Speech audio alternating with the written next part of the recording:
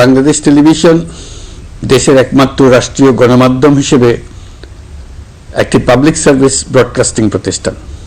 Bangladesh television বিগত 6 দশক ধরে দেশের আপামর জনসাধারণের মধ্যে তথ্যবহুল, শিক্ষামূলক, সাংস্কৃতিক ও বিনোদনমূলক অনুষ্ঠান প্রচার করে আসছে।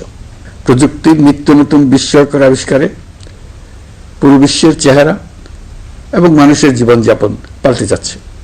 এর সঙ্গে তাল মিলিয়ে দেশের সকল বয়স, শ্রেণী, পেশার জন আকাঙ্ক্ষা পূরণে এবং জুলাই গণ অভ্যুত্থানের প্রত্যাশা ও স্পিরিট ধারণ করে বাংলাদেশ টেলিভিশনও তার কলেবর বৃদ্ধির উদ্যোগ নিয়েছে। এই উদ্যোগের অংশ হিসেবে আমি আজ বাংলাদেশ টেলিভিশনের স্বতন্ত্র সংবাদ চ্যানেল বিটিভি নিউজ জুলাই গণ অভ্যুত্থানের বীর শহীদদের স্মৃতির উদ্দেশ্যে উৎসর্গ করছি। একই সঙ্গে বিটিভি নিউজের টেস্ট ট্রান্সমিশনের শুভ উদ্বোধন ঘোষণা করছি। বাংলাদেশকে বিশ্বের কাছে ইতিবাচকভাবে তুলে ধরার পাশাপাশি বিটিভি নিউজ অপতথ্য এবং গুজবের বিরুদ্ধে শক্তিশালী ভূমিকা রাখবে এবং তথ্যবহুল বিশ্লেষণধর্মী সংবাদ পরিবেশন করবে, এটাই আমার প্রত্যাশা।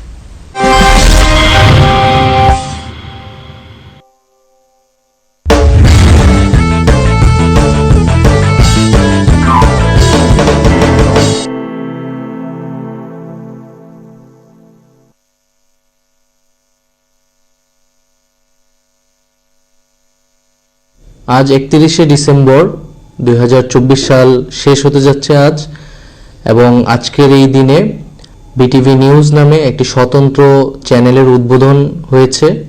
অন্তর্বর্তী সরকারের মাননীয় প্রধান উপদেষ্টা এটি কিছুক্ষণ আগে উদ্বোধন করেছেন।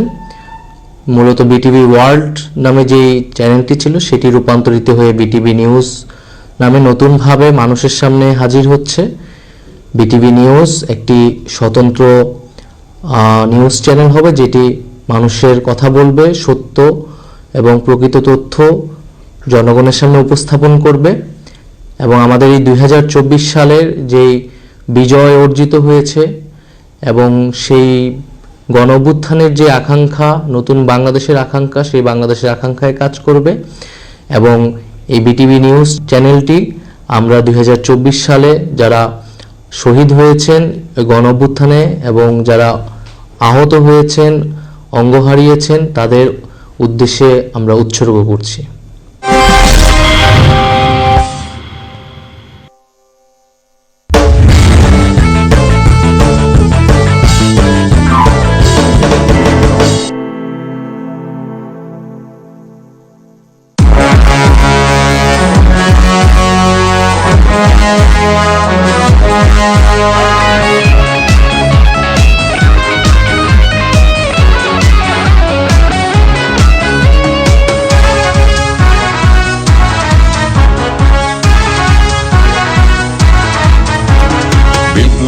জুলাইয়ের দিনগুলো, মুগ্ধ সাহিত্যের দিনগুলো, অতঃপর ফোটা বিজয়ের ফুলো বুকের ভেতরে তুমি রেখে দিও।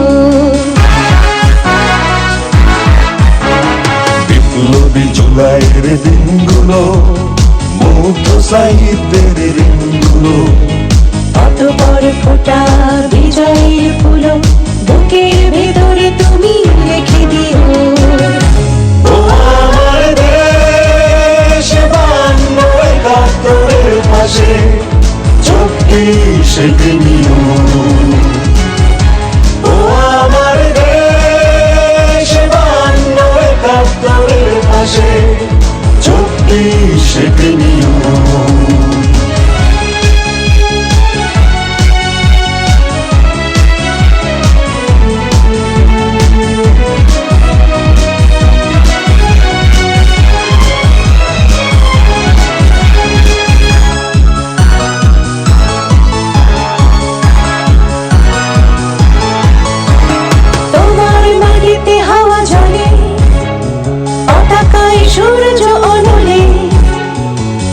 ঘরে হৃদয় অতলে সংগ্রামী যত গান লেখা আছে,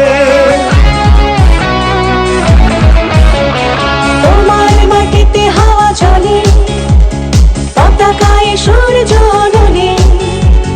ঘরে ঘরে হৃদয় অতলে সংগ্রামী যত গান লেখা আছে, নতুন গানের কথা পেয়েছি তো তারই কাছে।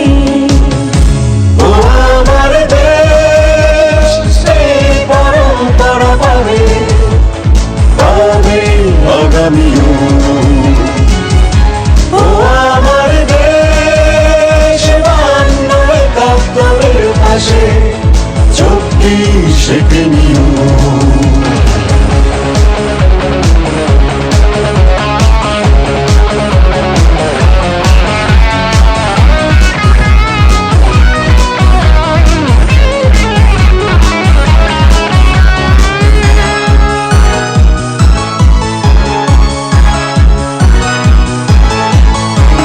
পৃথিবী দেখুক চোখ মেলে, আধার তোমাকে ছুতে এলে।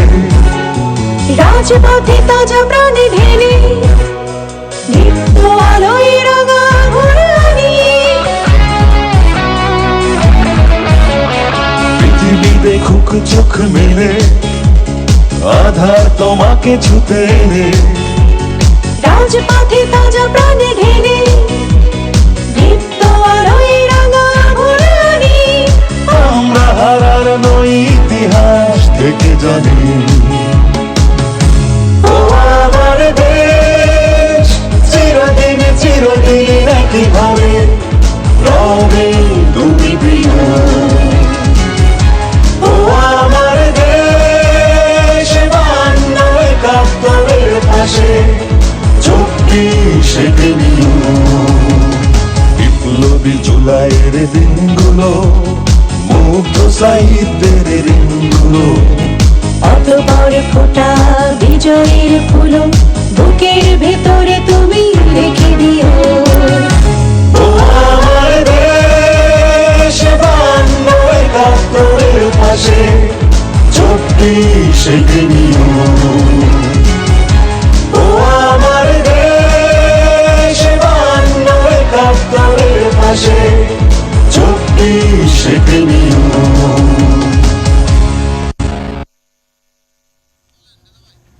দর্শক মণ্ডলী, শুভ সন্ধ্যা। সীমানায় অসীম অনুষ্ঠানে আপনাদের সাদর আমন্ত্রণ। কিছুদিন আগেই বাংলাদেশ টেলিভিশন হীরক জয়ন্তী উদযাপন করেছে, আর আজকে আরেকটি অবিস্মরণীয় পদক্ষেপ নিচ্ছে বাংলাদেশ টেলিভিশন।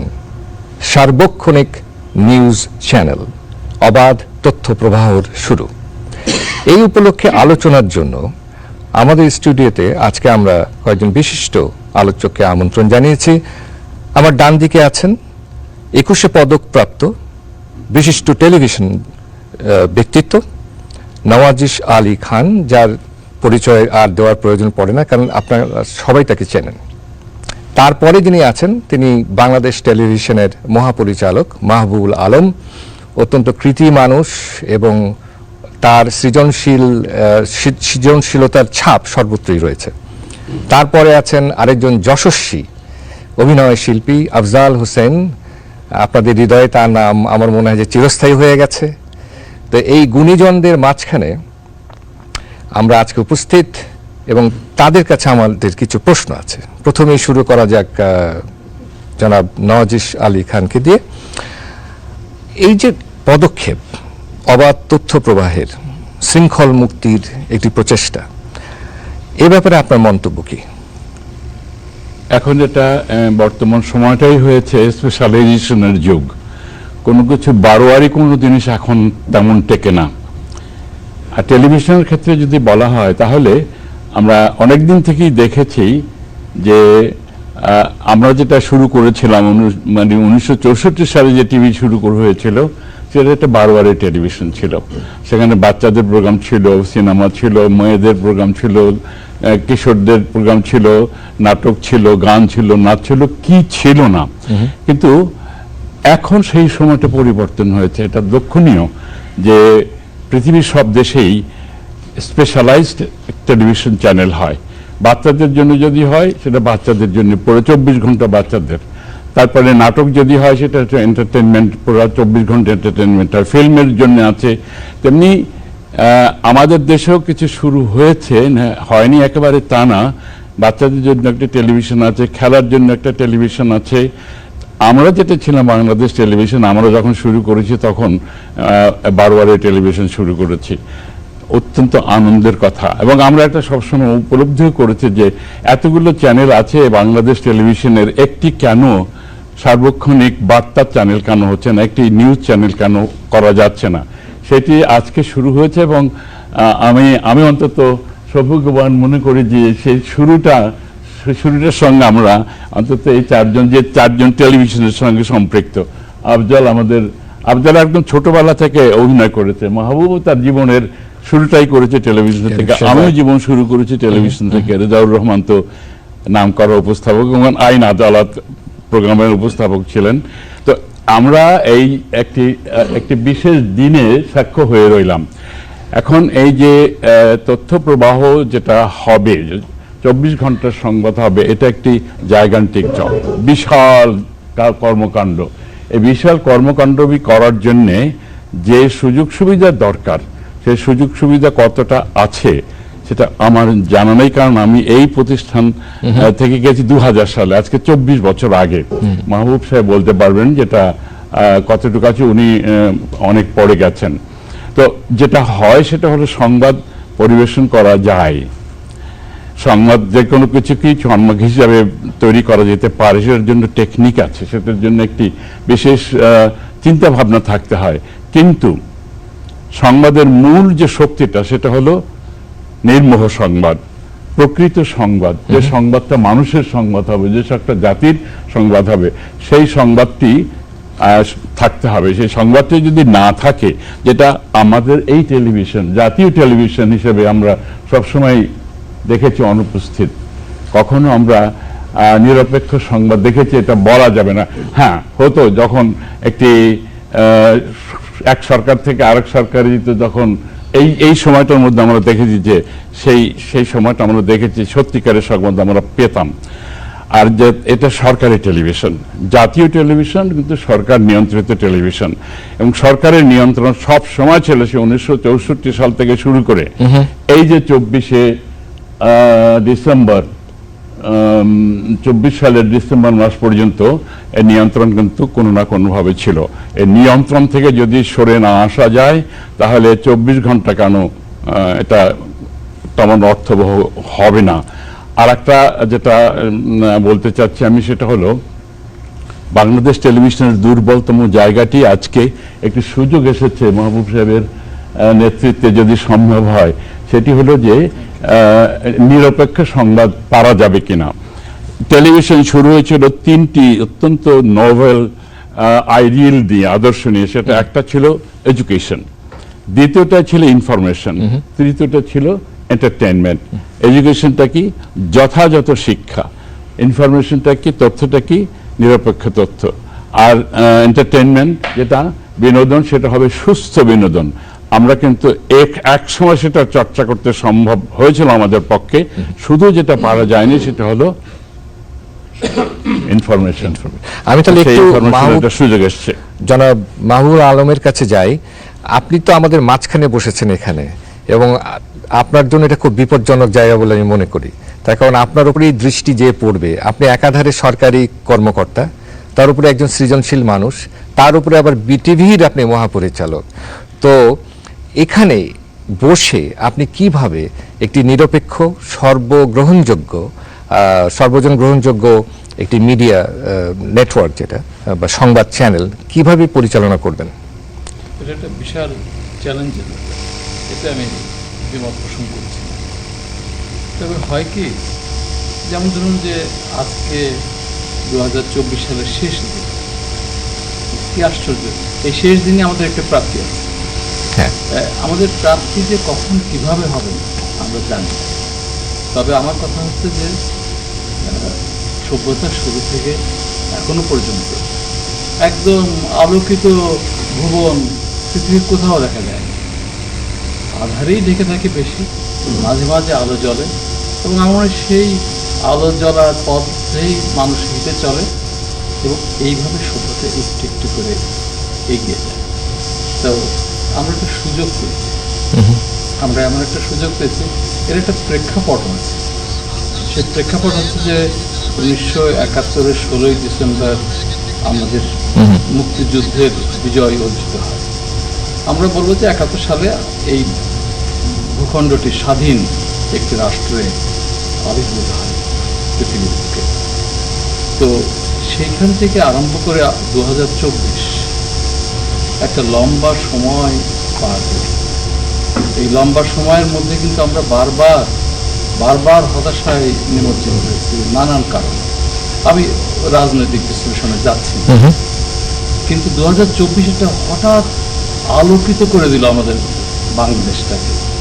কোনো রাজনৈতিক পরিচয় নয়, সমস্ত মানুষ। হ্যাঁ, এখানে একটু উল্লেখযোগ্য কথা, সেটা হচ্ছে 71-এর পুরো বাংলাদেশ একত্রিত হয়েছিল, একতাবদ্ধের শক্তি অসাধারণ।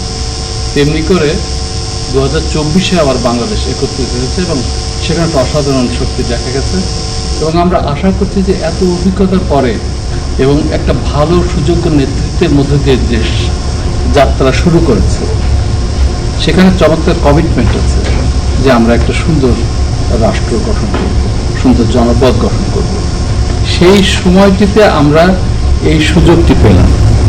আবার তথ্য প্রবাহের আমাদের বাংলাদেশ টেলিভিশনের এই সংবাদ চ্যানেলটি একদম আপনার নিবেদিত সংবাদ চ্যানেলটি আমরা পেলাম। এই সময়টিকে আমরা কাজে লাগাতে চাই। সেই কাজে লাগানোর পথে আমরা যদি কিছু এগোতে পারি, তো পরবর্তী প্রজন্মের জন্য এটি একটু পথ দেখানো হবে। আমি যদি আর 2 মিনিট সময় পাই, আমি আরেকটু বলি। নিশ্চয়ই। যেটা আমাদের অগ্রজ, আমাদের শিক্ষাগুরু এখানে আছেন নাজিস আলী খান, উনি শুধু অগ্রজ সহকর্মীতে ছিলেন না, আমাদের শিক্ষাগুরু ছিলেন। তো ওনাদের মুখে শুনেছি এক সময়কার গল্প, সেই অখণ্ড সেই রাষ্ট্রের গল্প। ওখানে একজন তথ্যমন্ত্রীকে তৎকালীন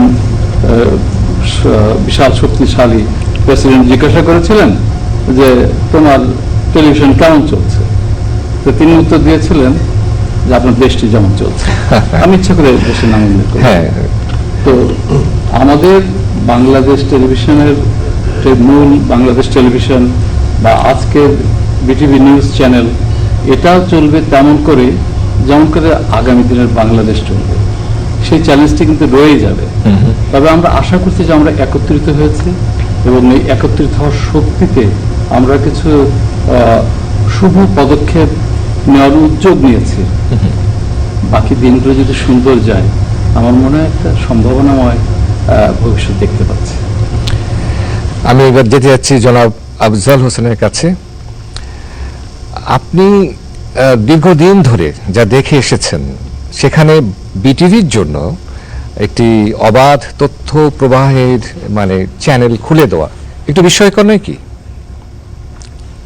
এখানে তো সরকারি একটি বিধিনিষেধ শৃঙ্খল সবসময় থাকে, যে সরকারি আসে, কিন্তু এই সরকার এসে এটি দ্বার উন্মোচন করার চেষ্টা করছেন, অন্তত মেনেছেন, তো আশাবাদ তো ব্যক্ত করেছেন, খুলে দিয়েছেন। এটা আমরা সফল করতে পারি কি করে? ধন্যবাদ রাজাউর রহমান, আমাকে এই অনুষ্ঠানে ডাকবার জন্য। আজকে বছরের দিন, এই দিনে বাংলাদেশ টেলিভিশন, যার সঙ্গে আমার সম্পর্ক জড়িয়ে আছে, সেই টেলিভিশনের একটা দিকের নতুন শুরুর সঙ্গে আর আজকে দিনটা শেষ 2024 যে প্রস্তুতি করবেন সেই ব্যক্তিতে আমি ভাবছিলাম, তখন কথা হচ্ছিল। প্রথমত আমার নিজেকে অনেক সৌভাগ্যবান মনে হয়, একই সঙ্গে দুর্ভাগ্যবান মনে হয়। সৌভাগ্যবান মনে হয় এই কারণে যে একটা বয়সের মধ্যে কি বৃহৎ বিষয়গুলো অবলোকন করার শক্তি সমর্থ হয়েছে। আমরা মুক্তির আন্দোলন, মানুষকে দেখেছি যে পিছিয়ে বুকে গণতন্ত্র মুক্তি মৃত্যুর জন্য এগিয়ে যাচ্ছে। আমরা দেখলাম 2024 এসে যারা গুলি করছেন তাদের কেউ একজন বলছেন যে একজনকে গুলি করে মারি আর একজন এসে দাঁড়ায়, কেউ সরে যায় না। এই চাইতে একটা জাতীয় কি চাই, এর চাইতে একটা জাতি, এর বেশি মৃত্যুর পরোয়া করতে চাই। কিন্তু প্রশ্ন হচ্ছে আমরা এই ব্যক্তিগুলোকে, আত্মত্যাগগুলোকে কতটা সম্মান দিতে জানি পেরেছি। আমি একটু আগে বলেছি যে সংঘাতের সঙ্গে দুর্ভাগ্যবান অবস্থায় আলো বারবার আমাদের জীবনে এসেছে। বারবার আমরা একটা চমৎকার ভবিষ্যতের স্বপ্ন দেখেছি, আশায় কিন্তু একই সঙ্গে দেখেছি পথের ঘুরে যায়। কেন এই প্রশ্নটি করা উচিত, নিজেদেরকে করা উচিত এবং ভুল হিসেবে একই ভুল হিসেবে বারবার করতে হবে। এই আমার মনে হয় আলোচনা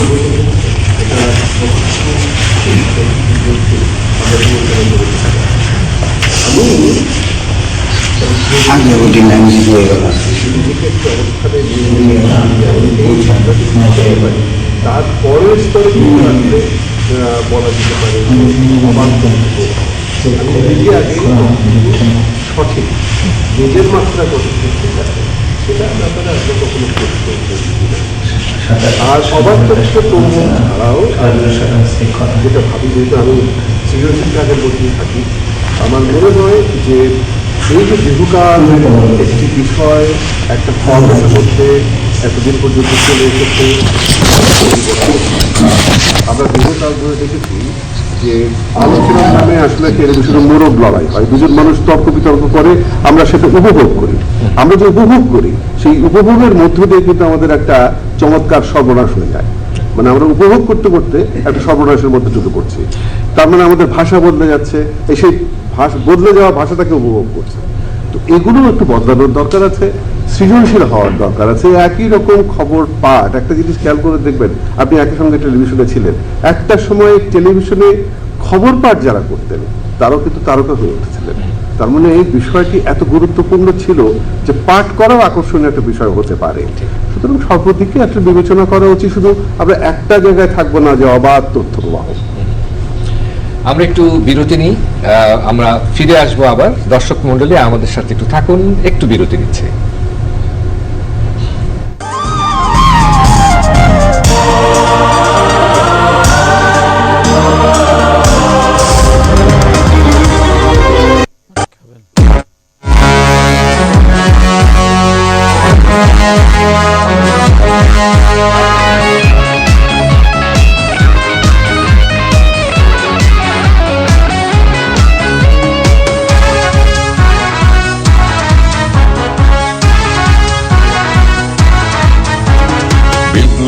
জুলাইয়ের দিনগুলো, মুগ্ধ সাহিত্যের দিনগুলো, অতঃপর ফোটা বিজয়ের ফুলো বুকের ভেতরে তুমি রেখে দিও।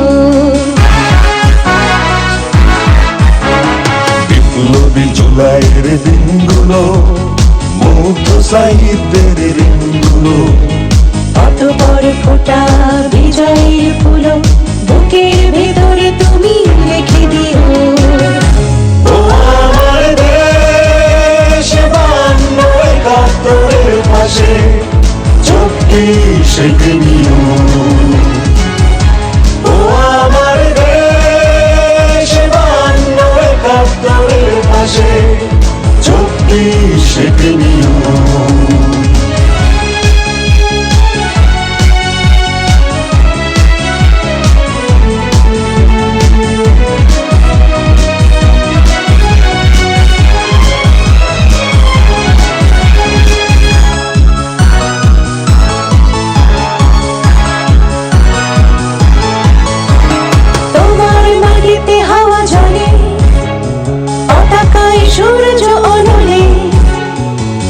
ঘরে হৃদয় অতলে সংগ্রামী যত গান লেখা আছে, তোমার মাটিতে হাওয়া চলে, পতাকায় সূর্য ওঠে।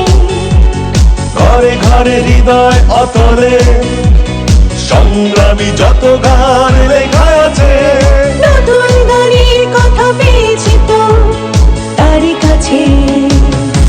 ও আমার দেশ, সেই পরম্পরা পাবে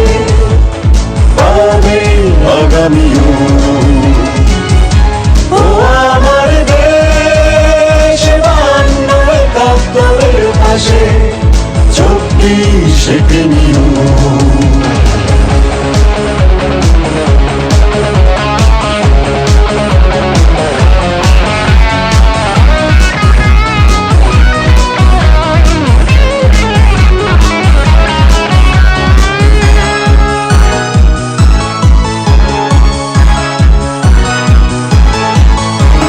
পৃথিবী দেখুক চোখ মেলে, আধার তোমাকে ছুতে এলে। রাজপথে তাজা প্রাণে ঢেলে দীপ্ত আলোয় রাঙা ঘোরানি। পৃথিবী দেখুক চোখ মেলে, আধার তোমাকে ছুতে এলে।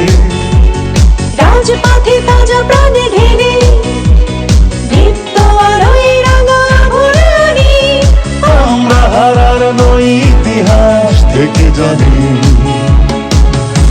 ও আমার দেশ, চিরদিন চিরদিন একইভাবে রবে তুমি প্রিয়। ও আমার দেশ, বান্ন একাত্তরের পাশে চোখটি সেঁকে নিও। বিপ্লবী জুলাইয়ের দিনগুলো, মুগ্ধ সাহিত্যের ঋণগুলো। অতঃপর ফোটা বিজয়ের ফুল বুকের ভেতরে তুমি রেখে দিও। ও আমার দেশ, বান্ন একাত্তরের পাশে চোখটি সেঁকে নিও। ও আমার দেশ, বান্ন একাত্তরের পাশে চোখটি সেঁকে নিও। দর্শক মণ্ডলী, সীমানায় অসীম আলোচনা অনুষ্ঠান দেখার জন্য আপনাদেরকে আবারও ধন্যবাদ। বিটিভির নতুন সার্বক্ষণিক নিউজ চ্যানেল উদ্বোধন উপলক্ষে আলোচনা চলছে। আমি আবারও ফিরে যাচ্ছি জনাব নওয়াজিশ আলী খানের কাছে। আমি জানি যে আপনার যে বিপুল অভিজ্ঞতা আছে মানে টেলিভিশনের ক্ষেত্রে এবং বাংলাদেশ টেলিভিশনের ক্ষেত্রে। সংবাদ আপনার ক্ষেত্র ছিল না, আপনার ক্ষেত্র ছিল ভিন্ন। এজন্যই আপনাকে প্রশ্নটা করছি যে যেখানে আপনার কাছ থেকে আমি একটি নির্মোহ উত্তর আশা করি। আপনি একজন দর্শক হিসেবে, নির্মাতা হিসেবে না, টেলিভিশনের কোনো অনুষ্ঠান নির্মাতা হিসেবে না, একজন দর্শক হিসেবে বিটিভির এই নিউজ চ্যানেলের কাছ থেকে কি আশা করেন, কি দেখতে চান? দর্শকরাই কিন্তু আসলে প্রাণ। দর্শকবিহীন কোনো কিছুই হয় না, সেটা স্টেজ হোক, সিনেমা হল হোক, টেলিভিশন হোক, সোশ্যাল মিডিয়া হোক, দর্শক চাই। যা কিছু আমরা করবো সে দর্শকের জন্য, সেই তার রিপ্রেজেন্টেটিভ আমি। আমরা প্রথমে যেটা বলেছি সেটা হলো নিরপেক্ষ সংবাদ দেখানো হবে, এইটা প্রত্যাশা। নিরপেক্ষ কি? আপনার কাছে যেটা নিরপেক্ষ, আমার কাছে সেটা নিরপেক্ষ নাও হতে পারে, হয় না সাধারণত। বিশেষ করে সরকারি প্রতিষ্ঠানে কিন্তু এটা খুব খুব সমস্যা। সরকার যেটাকে নিরপেক্ষ মনে করে, অপোজিশন সেটা নিরপেক্ষ মনে করে না। সাধারণ মানুষ আবার সেটা কোনোটাকেই নিরপেক্ষ মনে করে না। তাহলে যারা এইটা চালাবে তাদেরকে কি রকম স্বাধীনতা দিতে হবে যে তারা যেন সবার মন রক্ষা করতে পারেন, এবং সবার মন রক্ষা করা তো যায় না। সেই মন রক্ষা করা যেহেতু যায় না, সেহেতু আমার মনে হয় না যে এই যে আমরা আলাপ করি, নিরপেক্ষ সংবাদ শোনাবো, দেখাবো, ওর আলোচনা করব, এটা সম্ভব হবে না। হবে যেটা, সেটা হলো যা হয়ে আসছে তাই হবে, তিনি যা চাচ্ছেন তাই হবে। সেটা হলো শক্তিশালী যারা দেশকে চালাবেন, তারা যেভাবে চালাবেন এই প্রতিষ্ঠানকে সেইভাবেই চলবে। এই অনুষ্ঠানটিতে তাদের একজনকে থাকা প্রয়োজন ছিল। তাহলে আমাদের আজকের এটা ফলপ্রসূ হতে পারত যে দর্শক হিসাবে আমি কি চাই এই বাংলাদেশ টেলিভিশনের সার্বক্ষণিক সংবাদের কাছ থেকে। আমি চাই যেটা সত্য, সেটাও আবার আপনার কাছে সত্য নাও হতে পারে, কিন্তু সবচেয়ে বেশি সংখ্যক মানুষ যেটাকে সত্য মনে করে সেইটাই সত্য। 10 জন যেটাকে মানে 10 জনে যেটাকে ভূত বলে সেইটা তখন ভূত হয়, মানুষ থাকে না। তো সেই 10 জনের ক্ষেত্রে যেটা প্রযোজ্য, 10 জন যেটাকে বলবে এটি নিরপেক্ষ, সেইটাই নিরপেক্ষ সংবাদ হবে। তার সেজন্য কি করতে হবে? সেজন্য জানতে হবে, যারা এটার সঙ্গে জড়িত থাকবেন তাদের জানতে হবে যে নিরপেক্ষ হচ্ছে কিনা। এটা না জানলে তো নিরপেক্ষ হতে পারবে না। আমি নিরপেক্ষ নিজেকে মনে করি, এখনো মনে করি নিরপেক্ষ, আসলে তো আমি নিরপেক্ষ না, কোনো না কোনো পক্ষ তো আমার আছেই। সুতরাং নিরপেক্ষ সংবাদ কথাটাই একটি ডিবেটেবল ওয়ার্ড। এই নিরপেক্ষতা সম্ভব নয়। সম্ভব হলো ওইটাই যে সর্বক্ষেত্রে জনসাধারণ, সর্বাধিক সংখ্যক জনসাধারণ কি চায় সেটা বুঝতে হবে, সেইটা বুঝে সেই সংবাদগুলো দিতে হবে। অর্থাৎ যেটা ঘটছে সেটাকে যা ঘটছে তাই বলতে হবে, এটাকে রং দেওয়া যাবে না। সংবাদের কোনো রং হয় না। সংবাদের সংবাদ সম্পূর্ণরূপে অত্যন্ত ইটস এ ক্রুয়েল ট্রুথ, এই ক্রুয়েল ট্রুথ প্রচার করতে হবে। সম্ভব? তাহলে আমি এ ব্যাপারে একটু প্রশ্ন করি জনাব মাহবুবুল আলমকে, যিনি আমার মনে হয় যে আগামীতে যে অবস্থানে থাকবেন, উনি তো আপনার মতো তো চেষ্টা করবেনই, কিন্তু আমি দেখতে পাচ্ছি যে একদিকে থাকবে সরকার, যেহেতু আপনি সরকারি কর্মকর্তা, তাদের একটা ইচ্ছার প্রতিফলন তো থাকবেই, খুবই স্বাভাবিক। আর আরেকটা হচ্ছে যারা আপনার দর্শক, যারা আপনার কাছ থেকে সংবাদ পাওয়ার জন্য উন্মুখ হয়ে আছে। এক সময় তো ছিল আমাদের দেশে, যখন সামরিক আইন ছিল, যখন আবার গণতান্ত্রিক সরকার এসেছে বলে আমরা মনে করেছি, সবসময় যেটা দেখেছি যে দেশের মানুষ বিটিভি যাই প্রচার করুক না কেন, তারা রাতে একবার হলেও ভয়েস অফ আমেরিকা অথবা বিবিসির খবরটা শুনতো। মানে বাংলাদেশে মনে করুন হরতাল হয়ে গেল বা একটা দুর্ঘটনা ঘটে গেল, সেই খবরটা বিটিভি দিচ্ছে না, তাতে কোনো লাভ হয়নি, তাতে বরঞ্চ ক্ষতিই হয়েছে সরকারের। কোনো সরকার এটা বুঝতে চায়নি। তো আপনারা এই সরকার যারা এই বন্ধ দুয়ারটা খুলে দিলেন, তাদেরকে এবং পরবর্তী যারাই আসুন তাদেরকে বোঝাবেন কি করে যে কালো কাপড় দিয়ে চোখ বেঁধে দিলে নিরেট সত্যটাকে অস্বীকার করা যায় না। এই কঠিন কাজটা আপনি কি করবেন, কি করে করবেন? খুব কঠিন কাজ, আসলে খুবই কঠিন কাজ। তবে কিছু সহজ সমাধানের কথা ভাবা যায়। একটি বিষয় হচ্ছে যে নিরপেক্ষতার বিষয়টি তো সহজ সরল নয় কারো কাছে, যেটা শ্রদ্ধেয় নওয়াজ আলী খান বললেন। রাইট। তো আমরা যেটা মনে করি যে বস্তুনিষ্ঠতা, যা ঘটেছে তাই যদি দেখাতে পারতাম তাহলে এক ধরনের শর্ত পূরণ হতো। যা কিছু ঘটেছে সেটাই আমরা দেখাবো, সেই লক্ষ্যটি যদি আমরা বজায় রাখতে পারি তা আমার মনে হয় যে আমরা কিছু দূর পথ এগোতে পারবো এবং পরবর্তী প্রজন্মের জন্য পথের রেখাটা দেখিয়ে যেতে পারবো, পদচিহ্ন রাখতে পারবো। এটা হতে পারে। তবে ওই একটু সেই শাশ্বত কথা তো আছেই, জি, যে man is born free but everywhere he is in chains. That's right. তো কোথায় যে কোন চেন কাকে আটকে ধরবে কার পায়ে, সে কথা আমি এখনই বলতে পারবো না এখন। তবে আমি বলবো যে আমি বর্তমানও কিন্তু উপেক্ষা করার বিষয় নয়। ভবিষ্যৎ ভাবতে হয়, কিন্তু ভবিষ্যৎ ভাবার দায়িত্ব কিন্তু সবার নয়। সেই বিখ্যাত গানের মতো, what ever will be will be. কি হবে ভবিষ্যতে আমি জানি না, তবে আমি বর্তমানটাকে প্রাধান্য দিতে চাচ্ছি। এই বর্তমানকে বা আমরা অবহেলা করব কেন? বর্তমান যিনি সরকার প্রধান, তিনিই বলেছেন যে আপনারা অবাধ কথা বলুন, আপনারা প্রয়োজনে সরকারকে সমালোচনা করুন এবং সত্য কথা বলুন, সত্য সংবাদ দিন। তা আমরা এই সুযোগটি গ্রহণ করতে চাই নিশ্চয়, এবং সেটা হচ্ছে যে আপনার বস্তুনিষ্ঠ সংবাদ দিতে চাই সততার সাথে। এই সুযোগটা আমরা সততার সাথে গ্রহণ করতে চাই, যে আমরা বস্তুনিষ্ঠ সংবাদ দিতে চাই, যা ঘটছে তাই বলবো। এবং আমাদের পেছনে আমাদের রাষ্ট্র যারা পরিচালনা করছেন তারা সাহস জুগিয়েছেন যে তোমরা সত্য বলতে পারবে। যে কদিন সত্য বলতে পারবো সে কদিন সত্য বলার চেষ্টাটি রাখতে চাই বিটিভি নিউজের মাধ্যমে। আর ভবিষ্যতে যদি না বলা যায় তাহলে দুটি পথ খোলা থাকে। একটি হচ্ছে যে বিটিভি তার পথভ্রষ্ট হবে, বিটিভি নিউজ তার পথভ্রষ্ট হবে। এবং আমাদের ক্ষেত্রে কি করণীয় আছে, সেক্ষেত্রে তো মানুষের জীবিকার প্রয়োজনে চাকরি অনেকেই করবেন। আর আমার মতো একজন প্রবীণ মানুষ এই প্রতিষ্ঠানে যদি তার সত্য রক্ষা করতে না পারেন তাহলে পরিত্যাগ করে চলে যাবেন। এছাড়া আর কি করতে পারি বলুন? তবে এই আলোকিত সময়টিকে আমি ব্যবহার করতে চাই। চমৎকার। দর্শক মণ্ডলী, আমরা আরেকটা স্বল্প সময়ের বিরতি নিচ্ছি, খুব শীঘ্রই আপনাদের কাছে ফিরে আসবো, আমাদের সাথে যুক্ত থাকুন।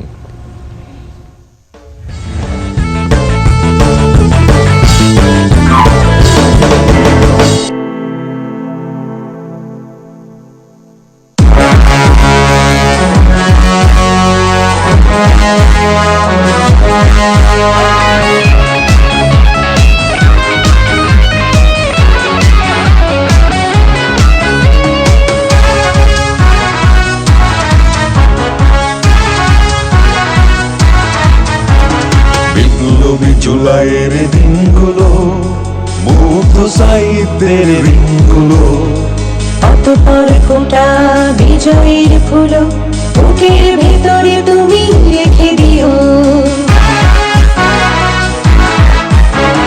বিপ্লবী জুলাইয়ের দিনগুলো, মুগ্ধ সাহিত্যের দিনগুলো, অতঃপর ফোটা বিজয়ের ফুলো বুকের ভেতরে তুমি রেখে দিও। ও আমার দেশ, 52-71 পাশে 24 নিও। ও আমার দেশ, 52-71 পাশে 24 নিও।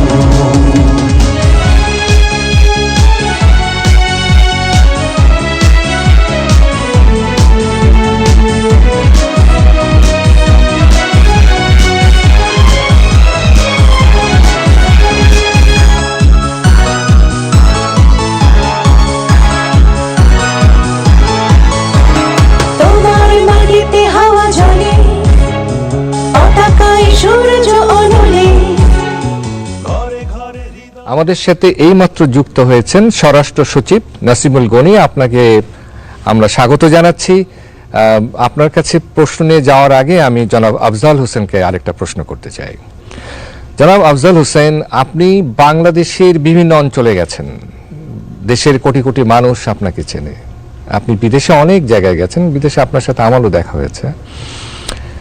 তো বাংলাদেশে যে নিউজ চ্যানেলটা এখন বিটিভি আজকে থেকে শুরু করলো, উদ্বোধন করলো, সেখানে আপনি কি দেখতে চান? কিসের প্রতিচ্ছবি থাকা উচিত বলে আপনি মনে করেন, যেটা কৃত্রিম হবে না? ধন্যবাদ। আমি একটু আগে একটা শব্দ ব্যবহার করেছি, সৃজনশীলতা। আমি মনে করি যে নিউজের মধ্যে সৃজনশীলতা আছে। আমরা হয়তো আরো 10টা বিষয় নিয়ে কথা বলতে থাকবো, যে কোন খবরটা পরিবেশন করা যাবে, কোনটা যাবে না, কোনটার ভাষা কি হবে, কোনটা কতটা নমনীয় হয়ে বলবো, কোনটা শক্ত হয়ে বলবো, এইসব নিয়ে আমরা অনেক বেশি আলোচনা করব। কিন্তু একটা সৃজনশীল দিক রয়েছে। যেমন আমি একটা উল্লেখ করতে চাই, আমি একবার একটা পত্রিকায় কাভার স্টোরিতে দেখেছিলাম যে লেখা আছে স্বামী হত্যার 10টি নিয়ম। এটা খুব চমকানোর একটা বিষয়। স্বামী হত্যার 10টি নিয়ম বিষয়টি কি?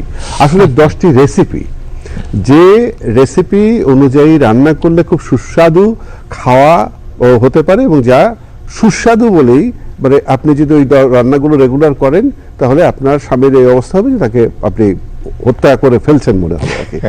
তার মানে হচ্ছে কি, যে এই যে একটা উপস্থাপনা, যদি 10টা রেসিপি বলতাম আমি, তাহলে কি মানুষ আগ্রহ নিয়ে এটা দেখতো? এরকম সমস্ত বিষয়ের উপস্থাপনার একটা দিক থাকে। আমরা ইতিমধ্যে যে সর্বনাশগুলো, একটু আগে আমি সর্বনাশের কথা বলেছি, যে সর্বনাশগুলো আমরা করে ফেলেছি, সেটি হচ্ছে মানুষকে আকৃষ্ট করবার জন্য খবরকে কিন্তু আমরা খবর রাখিনি, আমরা গল্প, ঘটনা, নানান ধরনের অতিশয়োক্তি এগুলো কিন্তু যোগ করেছি। এই যোগ করতে করতে প্রতিযোগিতামূলক বাজারে এতগুলো চ্যানেল যে সীমায় পৌঁছে গেছে, সেই সীমা থেকে দর্শককে ফিরিয়ে আনতে হলে শুধু আমি একটা বস্তুনিষ্ঠ সত্য সংবাদ পরিবেশন করছি, এটার চাইতে গুরুত্বপূর্ণ বিটিভি নিউজ কি খুবই আধুনিক ধাঁচের, মানে যার ভালো কথা বলতে পারেন, যিনি সংবাদটি বোঝেন। আমি কিন্তু দুঃখের সঙ্গে বলছি যে আমরা অনেক সময় সংবাদ পড়তে দেখি, যিনি পড়ছেন তিনি কিন্তু সংবাদটা পড়ছেন, এবং ওই সংবাদটি বিষয়ে অন্যজনকে যখন সংযুক্ত করতে চাইছেন তখন আপনি কি দেখছেন? শুধু এই কথাটাই বলছেন। এই মানে এমন কথার শক্তিটাও কিন্তু নেই যে যুক্ত কিভাবে করবেন সেটা কিন্তু আমরা ব্যবহৃত হতে দেখি না। কথা বলা, উপস্থাপনার একটা শক্তি থাকতে হয়, সেইগুলোকে আমরা বিটিভি নিউজে দেখতে পারবো। আমরা কি বিটিভি নিউজ মানে শুধু তার খবর পড়া হবে না, নানান ধরনের হয়তো ব্যবহার করা হবে নানাভাবে, সেইগুলোকে আমরা কিভাবে কতটুকু আলাদা করে ব্যবহার করতে পারবো, সেই উপস্থাপনাগুলো কেমন হবে। এটা একটি অন্য টেলিভিশন চ্যানেলগুলো যেমন প্রাইভেট, তারা অনেক বেশি রং, অনেক বেশি কালারফুল করতে পারে। এখানে কি সেই উদ্যোগটা আমরা নিতে পারবো? যদি সেই প্রতিযোগিতাগুলো হয় তাহলে আমার মনে হয় একটা আশা জায়গা নিয়ে কিছু হতে যাচ্ছে। জনাব নাসিবুল গনি, আমি ধরে নিতে পারি যে আপনি অবাধ তথ্য প্রবাহে বিশ্বাস করেন এবং গণতন্ত্রে বিশ্বাস করেন, এটা তো ভাবতেই পারি, তাই না? আচ্ছা, এখন মনে করুন একটি আপনি কাল্পনিক দৃশ্য আপনার সামনে তুলে ধরছি। সচিবালয়ে রহস্যজনক অগ্নিকাণ্ড হলো, সবাই ঝাঁপিয়ে পড়লো, কারোর কাছে যার কাছে ফোন আছে সেও রিপোর্ট করতে থাকলো, লাইভ দেখুন কি হচ্ছে। আমার মনে হয় না যে বাংলাদেশ টেলিভিশনের পক্ষে ওখানে যে এটা রেকর্ড করা কখনো সম্ভব ছিল অতীতে। আগামীতে এরকম দুর্ঘটনা নয়, কোনো কিছু দেখানোর জন্য যদি বাংলাদেশ টেলিভিশনের এই সার্বক্ষণিক নিউজ টিম হাজির হয়, স্বরাষ্ট্র মন্ত্রণালয় তখন কি করবে?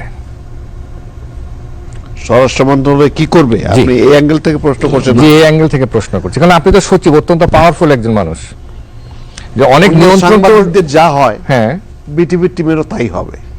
তবে বিটিভির টিমের একটা দুর্বলতা ছিল, আচ্ছা, যেটা আমি আমার আগের মেয়াদে কারেকশন করার চেষ্টা করেছিলাম। বিটিভির যে ক্যামেরাগুলো, এই ক্যামেরা নিয়ে কারো পক্ষে ওই ছোট চ্যানেলগুলো যে ছোট ক্যামেরাগুলো ব্যবহার করে, চ্যানেলগুলো ফিজিক্যালি তাদের পক্ষে এটা সম্ভব না। ইউ নিড ভেরি মানে স্টাউট পিপল এবং ক্যাপাসিটি। আমাদের যে গাড়িগুলো আছে, এই ভ্যান নিয়ে রওনা দিতে গেলে জামের মধ্যে বসে থাকবে, ও মিস করবে। সো এখানে you have to be creative. How creative? Motorcycle, ছোট ক্যামেরা। আমি এটা টেস্ট করে দেখেছি এখানটায়। আমি একসময় এখানে ডিজি হিসেবে চাকরি করি, হ্যাঁ জানি সেটা। তো আমি সে সময় আমার কাছে যেগুলো আসলো যে ক্যামেরা কিনতে হবে, অনেক দামি ক্যামেরা। তো আমি তার কিছুদিন আগে আমার একটা ক্যামেরা কেনা ছিল, তো সেটা দিয়ে আমি কিছু ছবি নিয়ে এখানে ট্রান্সমিশনে বললাম যে টেস্টটা যখন শুরু হয় তার আগে তোমরা এটা চালাবা আজকে। ওনারা চালালেন। আমি সেই সময় টেলিফোন করে, আমি খেয়াল আছে এখন, আমি ওই যেখানে পিএসসি ছিল পুরনো এয়ারপোর্টের কাছে, সেইখানে ছিলাম। তো ওখান থেকে আমি চিফ ইঞ্জিনিয়ার সাহেবকে টেলিফোন করলাম যে একটা দেখাচ্ছে, দেখেন তো সিনেমাটা, ওরা ওই টেস্টের আগে দেখাচ্ছে, দেখেন তো। তো উনি দেখলেন, বলে যে দেখলাম। অফিসে আসার পর জিজ্ঞেস করলাম যে কি হলো, এটা কেমন? বলে তো খুব চমৎকার হয়েছে, ভালো। তাহলে এটা কি ছবিটি ফেটে টেটে যাচ্ছে বা কোনো কিছু? বল না, এত চমৎকার। তাহলে এই ৭৫,০০০ টাকার ক্যামেরা, আমি ক্যামেরাটা তখন বের করে দেখলাম যে এই ক্যামেরার ছবি তোলা ওটা, সেটা কেন কিনছেন না আপনারা, কেন এত হেভি জিনিসে যাচ্ছেন? তো এগুলো কিছু মানসিকতার ব্যাপার আছে, হয়তো ইনিশিয়ালি এগুলো তৈরি হয়েছিল। তো এগুলোর থেকে আসতে পারলে খরচও কম হবে এবং আরো মোবিলিটির সাথে এটা চলতে পারবে। আর এখন যে যুগ এসেছে, আমি একটা জিনিস স্মরণ করি, এটার নিরপেক্ষতার সত্যতার কথা আলাপ হয়েছে বেশ কিছু ব্যাপারে। সত্যতা আপেক্ষিক, এটা সত্য কথা, কিন্তু যদি উভয় পক্ষের কথাটা, বিশেষ করে পলিটিক্যাল ক্ষেত্রে বা কোনো ইস্যুর ক্ষেত্রে আসে, তখন যদি উভয় ক্ষেত্র এটাতে পার্টিসিপেট করতে পারে, তাহলে কিন্তু দর্শক ঠিকই বুঝে নেবে যে কি হচ্ছে। যেটা উনি সাক্ষী আছেন যে আমরা 2005 সালে আমি যখন ডিজি ছিলাম, তখন প্রথম এই কাজটা আমরা চালু করি যে টক শোগুলোতে উভয় পার্টি আসবে। আগে ছিল যে এই পার্টি যখন পাওয়ারে আছে, অন্য পার্টি আসতে পারবে না। তো এবং ওই অনুষ্ঠান হওয়ার পরে তৎকালীন ডিজি বললেন যে উনি টেলিফোন পেয়েছেন ক্যানাডার থেকে, যে এটা কি বিটিভি কি বিবিসি হয়ে গেল নাকি? আচ্ছা। তো এই চেষ্টাগুলো প্রত্যেকের মনে আছে, পরিশীলিত কোনো মানুষই চান না এক পেশে কথা শুনতে, সাধারণ মানুষও চান না। তো এটা মানব বা আমরা সমাজ হিসেবে যতটুকু উন্নত হব তত এটা ফ্লারিশ করবে। তবে এটার আরো একটা বড় জিনিস আছে যে এই যে মানুষের জানার চাহিদা, এটা কিন্তু অফুরন্ত। এর সাথে বিনোদ কিছু মশলা দিলে পরে হয়তো এটা ঝালমুড়ি হয়, ঝালমুড়িতে খিদা মেটে না, হয়তো স্বাদ একটু হয়, কিন্তু যে মেইন ফুডটা অনেক কিছু জানা আসে মানুষের, কৃষির ক্ষেত্রে বলেন, নতুন টেকনোলজির ক্ষেত্রে বলেন, এগুলো this can be very well. BBC যেভাবে চলছে তার নিউজ কতটুকু থাকে এভরি আওয়ার, বাকিগুলো কি থাকে। So BTV can be that, আমার বাংলাদেশকে চেনাতে পারে। আপনার যেহেতু আপনার অভিজ্ঞতা আছে বাংলাদেশ টেলিভিশন সম্পর্কে, আপনি কি আমাদেরকে কিছু মানে পরামর্শ দিতে পারেন, ধরেন কিছু ধারণা যে আর কি করা যেতে পারে এই বিটিভি চ্যানেল, এই চ্যানেলের জন্য যে সার্বক্ষণিক আমাদের news একটা channel? লার্জ কমিউনিটি আছে বাংলাদেশে, বিদেশে আছেন, তারা কিন্তু আমরা দেখি না দেখি তারা বাংলাদেশি চ্যানেলগুলো দেখেন, এবং অনেক সময় আমাদের আগেই, যে আমরা ঢাকায় জানার আগেই তারা জেনে যান। ঠিক কথা। কিন্তু তাদের খবরগুলো আমরা অতটা জানতে পারি না। তো আমাদের যারা ঢাকার বাইরে আছেন, বিদেশে আছেন, কেউ দুবাইতে আছেন, তাদের প্রত্যেকেরই একটা করে ছোট ক্যামেরা আছে।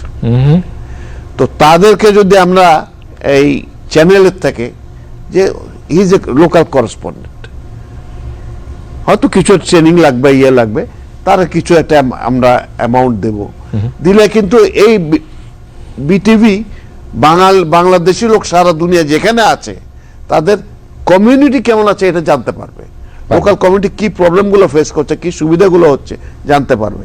And that can be a very well a good filler.